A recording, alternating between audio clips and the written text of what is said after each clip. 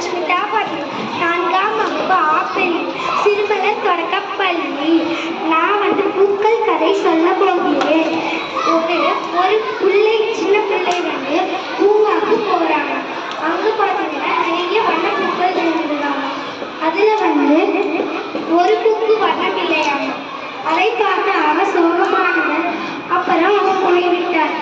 அதுக்கப்புறம் அதை கேட்ட அந்த பூ ரொம்ப அங்கே சோகமாக உட்காந்துருச்சான். அப்போ தேன் சேகரிக்க வந்தவர் ஒரு பட்டாம்பூச்சி பார்த்து, ஏன் சோகமாக இருக்காயே, எனக்கு நீ இப்படி கவலையாக இருக்கிறான்னு கேட்டாங்க. எல்லா பூக்களுக்கும் வண்ணம் இருக்கிறது, எனக்கு வண்ணம் இல்லைன்னு ஒரு பூக்கள் இந்த பட்டாம்பூச்சிட்ட சொல்லிச்சாங்க. அதுக்கு வண்ணப்பூச்சி சொல்லிச்சாங்க, இரு உனக்கு நான் வண்ணம் தீட்டுகிறேன் அப்படின்னு சொல்லி எல்லா பூக்கள்லையும் போய் இந்த கொஞ்சம் கொஞ்சமாக வண்ணத்தை சேகரித்து வந்துச்சாங்க.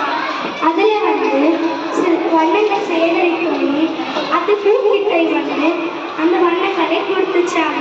குளித்தோன்னே பல வண்ணங்களாய் அந்த பூ மாறிவிட்டது. அதை பார்த்த அந்த பூவுக்கு ரொம்ப மகிழ்வாக இருந்ததாமா. இந்த கதை உங்களுக்கு ரொம்ப பிடிக்கும் என்று நினைக்கிறேன். நன்றி, வணக்கம்.